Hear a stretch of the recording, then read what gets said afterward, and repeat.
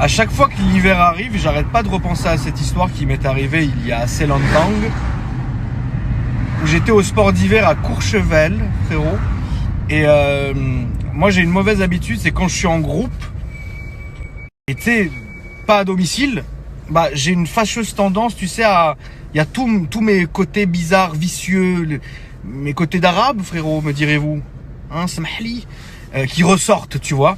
Donc il faut que je fasse quelque chose, sinon je m'ennuie, tu vois. Et je ne peux pas être comme ça, ça va. À l'époque, je n'étais pas connu, donc je m'en foutais, je pouvais faire ce que je vous voulais, tonton. Alors écoutez cette histoire, elle va vous choquer un peu. Et donc on se décide à partir en groupe, genre en groupe d'amis, à Courchevel. Et à l'époque, j'avais un Mercedes ML63 AMG, les tout premiers. Bon, à l'époque, c'était un truc de malade mental. C'est comme si aujourd'hui, je vous disais, bah, je sais pas, que j'avais le dernier ML en 63 AMG. C'est une très belle voiture. Aujourd'hui, tu vois celui de l'époque, bon, c'est khara un peu, tu vois. Mais vas-y, ça reste quand même chelou, tu vois, comme voiture. Et avec un gros bouclier en acier comme ça, bah, c'est... Oh, frérot. Bref, nous voilà sur la route, tonton, frérot, et on a loué un chalet, une chalette, quand on est arrivé là-bas, tu vois. Et on était 3 mecs, 3 meufs, tu vois, pareil, c'est beau. Et bref, je vais me faire insulter en disant ça, tu vois. Mais j'ai senti qu'il y en a une des femmes qui elle était pour moi, tu vois. Je l'ai senti, je lui ai dit, toi tu es bizarre, tu es pour moi, c'est sûr. Et en fait, elle était très très bizarre, c'est-à-dire que c'était le genre de meuf, quand elle était genre calme, machin, tout allait bien, mais tu sentais qu'elle était possédée par un démon, tu vois. Elle était trop comme ça, tu sais, genre ses premiers soirs, elle était au téléphone. Attends, parce que là, il se passe quelque chose. Entre temps, lui, il m'a doublé, lui, il m'a regardé, le camion, il a freiné, mon Vaucer, il a dit, attends, voilà, tout va bien, je vais bien, tout va bien, tout va bien. Et donc, un soir, elle était avec son mec au téléphone, elle hurlait. En fait, c'était la pote d'une des meufs qui était avec nous, tu vois. Et son mec était resté à Paris. Donc moi, évidemment, je l'entends hurler au téléphone. Qu'est-ce que je fais? Bah, je crie derrière. Hortense! Rhabille-toi, Hortense! Oh, tu viens conne, chérie! Et son mec, il hurlait à la mort. Au bout de 3-4 jours, tu vois, le mec de Hortense, il a commencé à en avoir assez, tu vois. Parce qu'à l'époque, on avait Facebook et on mettait vraiment tout. Et franchement, à l'époque, on rigolait pas du tout. On faisait des vraies soirées et on mettait tout sur Facebook. Et à chaque fois, tu sais, dans toutes les photos, j'étais à côté de Hortense. Donc à un moment donné, son mec, il en a eu marre, tu vois. Et bref, donc un soir, donc elle se fait larguer, la pauvre. Hortense, si tu me regardes, que j'en doute. Parce que pour toi, je suis comme l'ennemi public, frérot. On est au restaurant et tout, donc bon, la meuf, elle est vraiment pas bien, elle pleure et tout. Et donc je lui dis, écoute, vas-y, là c'est les vacances, fais-toi plaisir, on verra ça à Paris, frérot. Elle me dit, ok. Bon, la soirée baston blanc, etc. Hortense, maintenant, elle commence à boire de ouf, tu vois. Elle me dit quoi? Elle me dit, à un moment donné, elle angoisse, tu vois. Oui, je sais pas ce que j'ai, je veux rentrer. On était au resto. Moi, je dis, écoute, Hortense, et regarde comment mon cerveau machiavélique, il a travaillé, tu vois.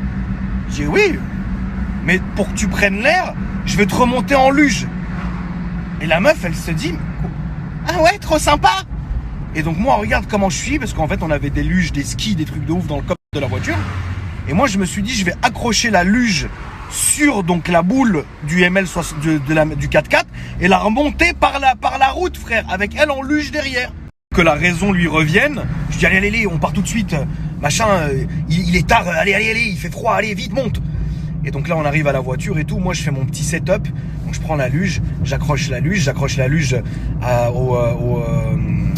au châssis, la boule, pas la boule, mais au rond en dessous, au châssis de la voiture.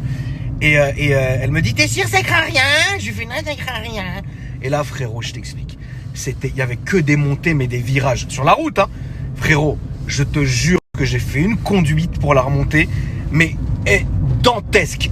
Derrière, je voyais la luge qui chassait derrière la voiture. J'avais l'impression de tirer un tyrannosaure, frérot. Maintenant, une autre meuf qui était avec nous, qui s'appelait Clotilde.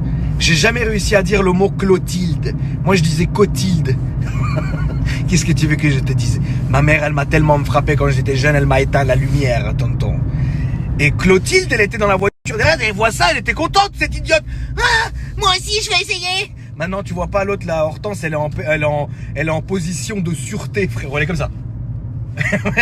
Donc la Clotilde qui monte dit oh c'est bon, deux pour le prix d'un, frérot. Frérot, écoute-moi, j'ai tellement conduit fort. Mais je te jure, j'ai tellement conduit fort. Pour moi, je faisais le rallye de Corse, frérot. Au moment, on arrive à l'entrée donc du chalet, qui était dans une descente. Moi, j'arrive tellement vite avec le ML, je me dis fils de pute, ça va pas freiner. Je freine, l'ABS, sur la pédale. Je fais ça y est, on est morte. Et là, je freine comme ça.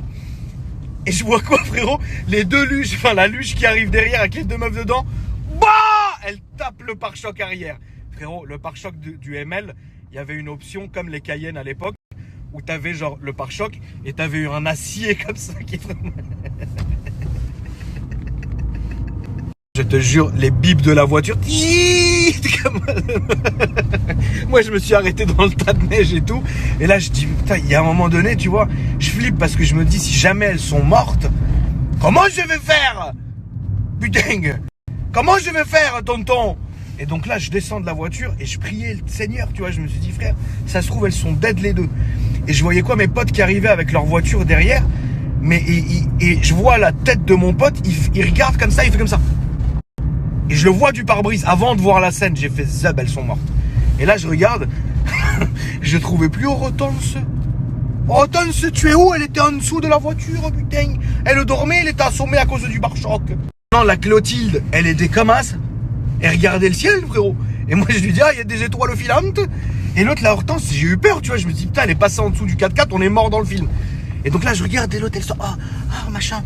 Elle m'a plus jamais parlé, frérot. Mais elle a rien eu, hein. Clotilde, par contre, elle m'a reparlé encore pendant 2 ans, jusqu'au jour,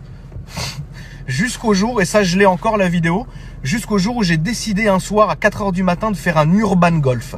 Urban golf, qu'est-ce que c'est? Vous prenez des balles de golf, des clubs de golf, et vous faites un golf dans la rue comme ça.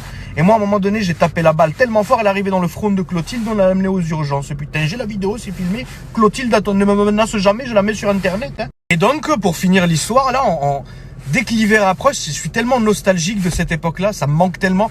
Mais aujourd'hui, je ne peux pas traîner des gens derrière une luge comme ça. C'est bien dommage.